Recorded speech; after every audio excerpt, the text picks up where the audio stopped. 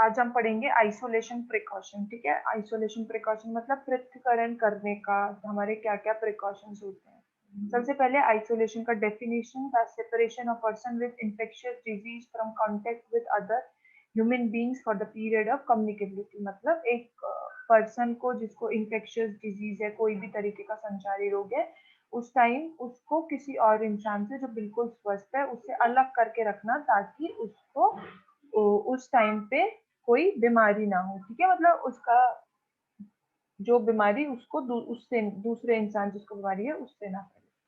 तो transmission based precaution, हमारे transmission और जिस तरीके से अलग अलग होते हैं, जैसे एयरबॉर्न, ड्रॉपलेट, कॉन्टैक्ट, तो उस हिसाब से हमारे अलग अलग प्रिकॉशंस भी होते हैं।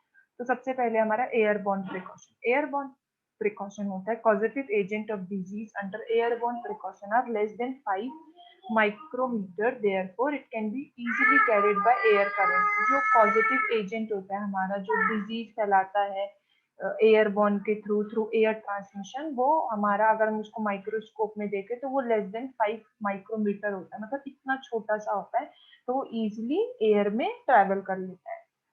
डिजीज अंडर एयरबॉर्न प्रिकॉशन, तो हमारी ऐसी बीमारी है जो एयरबॉर्न के अंदर आती है, वो है मीजल्स मतलब खसरा, टीबी, वेरिसेला। उसके बाद एयरबॉर्न प्रिकॉशन, तो एयरबॉर्न जो इन्फेक्शन है, जो ट्रांसमिशन है, उस टाइम पे हमें क्या क्या प्रिकॉशन करनी चाहिए। सबसे पहले पेशेंट प्लेसमेंट, सबसे हमें उसमें पेशेंट को कैसे प्लेसमेंट करना चाहिए, उसका फर्स्ट पॉइंट है single room with negative air pressure. हमें पेशेंट को एक अलग सा कमरा देना चाहिए जिसमें नेगेटिव प्रेशर हो, 6 to 12 air exchanges per hour. उसमें 6 to 12 बार हमें एयर एक्सचेंज होनी चाहिए पर आवर के हिसाब से। रूम डोर क्लोज, रूम का दरवाजा जिसमें पेशेंट हो हमारा, वो हमेशा क्लोज होना चाहिए। द स्मोक ट्यूब होनी चाहिए रूम में। ऑटोमेटिक प्रेशर मॉनिटर्स, और हमारा जैसे कि इस रूम में ये ऑटोमेटिक प्रेशर मॉनिटर है कि अभी रूम में कैसा एयर है, नेगेटिव एयर है, पॉजिटिव एयर है, तो हमारा उस जिस रूम में पेशेंट रहता है उस रूम में भी ये होना चाहिए। Airborne precaution, precaution for health care workers. अब हेल्थ केयर वर्कर्स मतलब हम लोग, ठीक है, डॉक्टर, नर्सेज, एएनएम, इन लोगों का क्या प्रिकॉशंस इनको लेने चाहिए। Apply standard precaution. N95 respirator will be use as PPE, तो उनको N95 रेस्पिरेटर पहनना चाहिए जो कि पर्सनल प्रोटेक्टिव इक्विपमेंट में आता है। फिर है एयरबॉर्न प्रिकॉशन। एयरबॉर्न प्रिकॉशन में है patient transport, limit patient limit patient movement, हमें पेशेंट का मूवमेंट को बिल्कुल लिमिट कर देना चाहिए, कम कर देना चाहिए।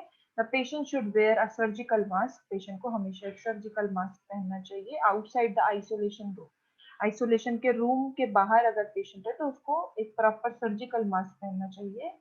Seal check, every time you wear the N95 mask, हर बार जब आप N95 मास्क पहने, you should make sure that the well seat over your face features. तो आपको हमेशा ऐसे आपका जो फेस फीचर है, जैसे नोज है, तो वहां से हमेशा देखना चाहिए कि वहां से प्रॉपर तरीके से सील्ड है या नहीं। एयरबॉर्न प्रिकॉशन, ठीक है, जैसे ये सील है तो सील में ये क्या देख रहे हैं कि प्रॉपर तरीके से कहीं से एयर बाहर लीक तो नहीं हो रही, ये सब चीज हमको देखना होता है। फिर जैसे एयरबॉर्न प्रिकॉशन में हैंड्स हमें पेशेंट को टच करने के बाद हमेशा धोने चाहिए, पहले भी धोने चाहिए, ठीक है। फिर है मास्क, हमेशा पेशेंट से जब मिले तो मास्क हमेशा पहन के रखें। डोर हमेशा क्लोज करके रखें जिसमें पेशेंट बैठा है। पेशेंट ट्रांसपोर्ट हमको कम से कम करना चाहिए, लेकिन बहुत अगर नीडेड है तो उस टाइम पे हमें पेशेंट को सर्जिकल मास्क पहना के ही एक जगह से दूसरी जगह ट्रांसपोर्ट करना चाहिए। फिर airborne precaution, in addition to standard precaution, use airborne precaution for patient known as suspected to have serious illness transmitted by airborne nuclei, for example illness। तो थ्रू एयरबॉर्न मतलब एयर के थ्रू भी हमारा बहुत major तरीके के infection हो सकते हैं, जैसे कि हमारा varicella including disseminated zoster, tuberculosis, चाहे वो पल्मोनरी का हो या लेरिंजियल ट्यूबरकुलोसिस हो। अब ट्यूबरकुलोसिस क्या है? लेरिंजियल और pulmonary TB with positive smear sputum sample for acid fast bacilli is transmitted by airborne। तो लेरिंजियल हो चाहे पल्मोनरी टीबी हो पेशेंट को, तो उस टाइम पे पॉजिटिव स्मीयर पेशेंट का टेस्ट है वो हमेशा पॉजिटिव आता है, तो उस पॉजिटिव अगर ऐसा होगा उसको तो वो इजीली एयर के थ्रू ट्रांसमिट हो सकता है. After 2 weeks for starting effective treatment 3 sputum sample with 8 hours in between and at least 1 morning sample. तो अगर हमारा पेशेंट का ऐसा हो तो उसका एटलीस्ट हमको 2 हफ्तों तक 3 स्पूटम सैंपल भेजने चाहिए बलगम. उनके बीच में 8 आवर्स का डिफरेंस होना चाहिए और एक सैंपल तो एटलीस्ट मॉर्निंग के टाइम पे पेशेंट का भेजना चाहिए. Should be negative to discontinue the isolation. और अगर उसका जब नेगेटिव आ जाए स्पूटम बलगम जांच पे तो हमको उसका आइसोलेशन से हम उसको बाहर निकाल सकते हैं. मर्स कोवी, ठीक है, सस्पेक्टेड और confirm causes of MERS Covey would be airborne and contact precaution. तो हमारा सस्पेक्टेड और कंफर्म जो हमारे केसेस हैं जो मर्स कोवी से होते हैं और वो एयरबोर्न के थ्रू या फिर कॉन्टैक्ट में अगर हम किसी पेशेंट के आ जाए तो हमें उस टाइम पे वो प्रिकॉशंस लेने चाहिए. For positive cases we can discontinue isolation. अगर पॉजिटिव केस है तो हम डिसकंटिन्यू केस आइसोलेशन का कर सकते हैं 48 आवर्स बाद after sign and symptom disappear. जब 48 आवर्स बाद जब उसका साइन और सिम्टम खत्म हो जाए with at least 1 negative lab report, और कम से कम एक नेगेटिव लैब रिपोर्ट जब उसका आ जाए. Droplet precautions. Causative agent of disease under droplet precaution are greater than 5 micrometer. They can travel up to 3 feet 1 meter before falling to the ground. तो इन्होंने ये बता रखा है कि जो ड्रॉपलेट इन्फेक्शन में जो ड्रॉप्स होते हैं जो एक इंसान से दूसरे इंसान को इन्फेक्ट करते हैं तो वो हमारा ग्राउंड से लेकर टॉप 1 मीटर तक ट्रैवल कर सकते हैं easily. Disease under droplet precaution. तो ऐसी बीमारियां ड्रॉपलेट प्रिकॉशंस में जो आती है वो है haemophilus influenza, type B disease including meningitis, pneumonia, epiglottis और सेप्सिस. फिर है हमारी स्ट्रेप्टोकोकल ग्रुप बी के इन्फेक्शन जैसे कि pharyngitis, scarlet fever in infants and young, and third one is influenza and mumps. और ड्रॉपलेट इन्फेक्शंस में मैंने जैसे आपको बताया कि आपको पेशेंट को प्राइवेट रूम में रखना है, कोहर्ट नर्सिंग देना है, maintain special separation of at least 3 feet. तो हमें स्पेशल सेपरेशन मेंटेन करके रखना है पेशेंट और अपने बीच, ठीक है, या फिर पेशेंट या फिर उसका रिलेटिव को हमको बता के रखना है कि मिनिमम 1 मीटर का डिस्टेंस हमको मेंटेन करके रखना है. प्रोटेक्शन है हमारे लिए हेल्थ केयर वर्कर्स के लिए स्टैंडर्ड प्रिकॉशन है कि जब भी वो काम करे तो हमेशा मास्क पहन के करे और 3 फीट का डिस्टेंस मेंटेन करके रखना है पेशेंट के साथ. पेशेंट ट्रांसपोर्ट को हमें लिमिट करके रखना है. व्हेनेवर इट इज नीडेड तो उसी टाइम पे हमको पेशेंट को ट्रांसपोर्ट करना है. Mask the patient with surgical mask, और हमें पेशेंट को सर्जिकल मास्क पहना के रखना है हमेशा.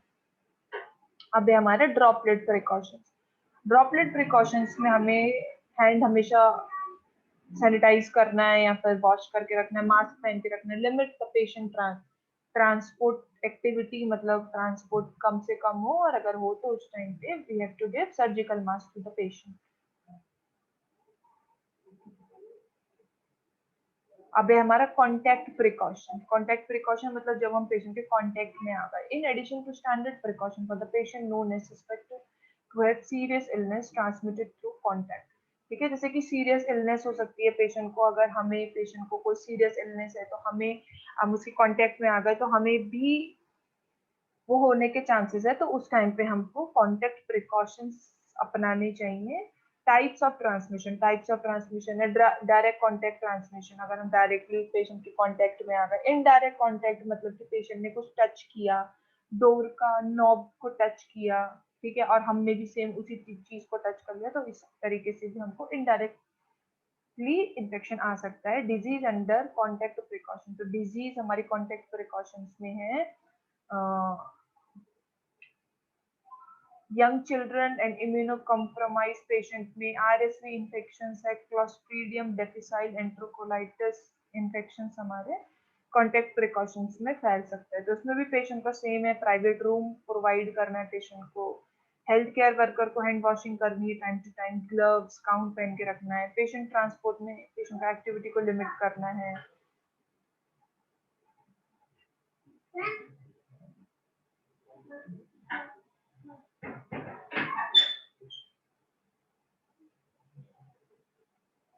फिर उसके बाद एम्पेरिक आइसोलेशन प्रिकॉशन में जब risk of infection transmission may be higher before our definitive diagnosis can be reached. ठीक है, तो एक पेशेंट का जब तक एक्चुअल डायग्नोसिस हमें नहीं पता चल जाता तब तक उसका डिजीज को कॉज करने या ट्रांसमिशन करने का खतरा बहुत ज्यादा रहता है.